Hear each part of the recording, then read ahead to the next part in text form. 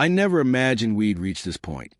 Yet here I am, alone in the dark, replaying every second of the last 48 hours like a scene stuck on loop. It all began with a conversation I never wanted to have. A few days before the party, she brought it up as if she were mentioning dinner plans. "There's a swinger party next weekend," she said lightly, almost playfully. "I'm thinking about going."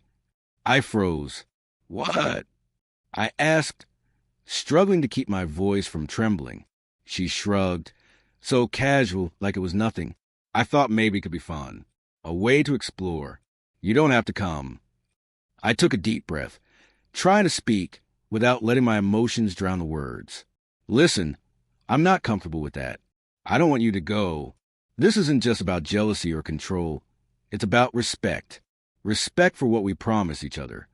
She rolled her eyes and scoffed. "You don't trust me. You're being unreasonable." "I do trust you," I said. "But this isn't just about trust. It's about boundaries, about what we mean to each other." My voice cracked under the weight of emotion I could barely keep contained. She stood there, arms crossed, eyes defiant. Maybe I don't want those boundaries anymore. And with that, everything unraveled. That night, the argument erupted like wildfire. I remember pacing the living room, my chest heaving, desperate to make her understand. She shouted, accusing me of suffocating her, of trying to steal her freedom. My heart shattered with every word she threw. "I love you," I said finally, my voice barely above a whisper.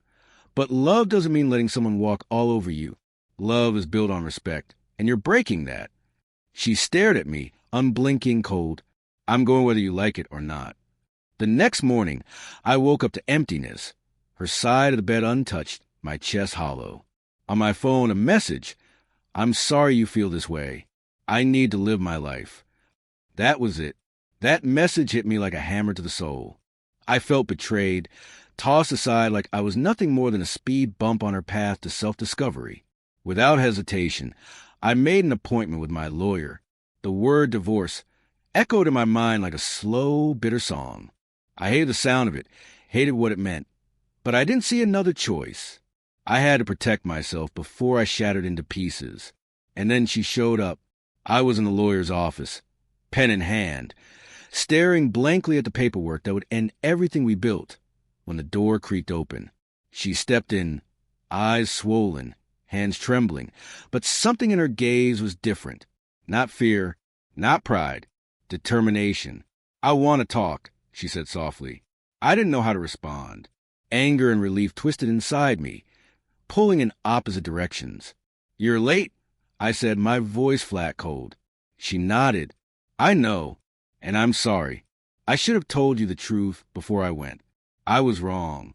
Going behind her back like that wasn't fair." I studied her, tried to read past the tears, to see if her regret was real or just fear of losing comfort. "So why did you go?" I asked. She looked away, her voice faltering, "Because I felt lost, trapped, like something was missing." But after that night, after everything that happened, I realized what I needed wasn't out there. It was here. It was us. And I don't want to lose that. Silence hung between us, thick with tension. I didn't know what to say. I didn't even know what I felt.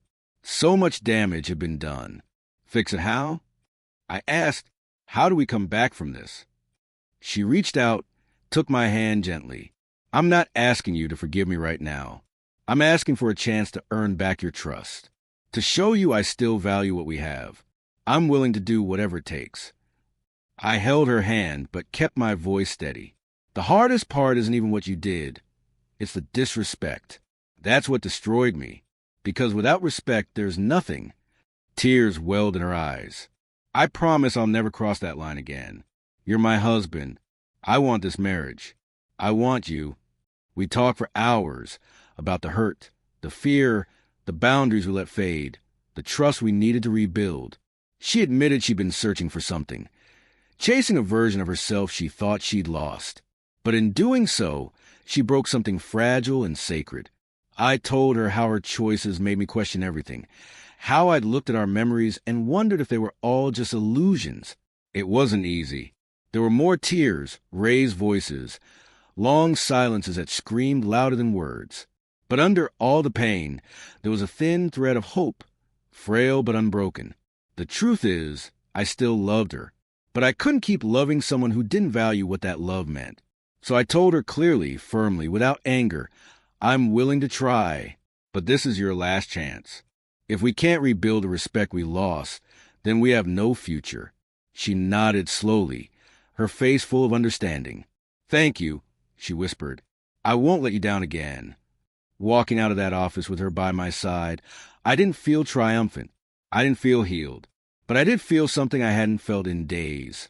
Hope. Hope that maybe, just maybe, there was a path forward. It wouldn't be easy. Trust is not repaired with words, but with actions, patience, and time. What this whole ordeal taught me is that love alone is never enough. Without respect, without honesty, without truly caring for how your actions affect the person you claim to love, a relationship is just a house of cards. She made a choice that tore at the very foundation of what we had. But she also chose to face the wreckage, to own it, and to try to rebuild. I chose to give us a chance. Not because the pain disappeared, but because respect became a foundation we both needed to start again. And if she could honor that, truly and consistently, then maybe we had a shot at healing. But if not, then I knew what I had to do. I would walk away this time with my dignity intact. Because sometimes the hardest decisions are the ones that save us in the end. For now, I'm choosing hope. Hope that love, when grounded in respect, can survive even the darkest storms.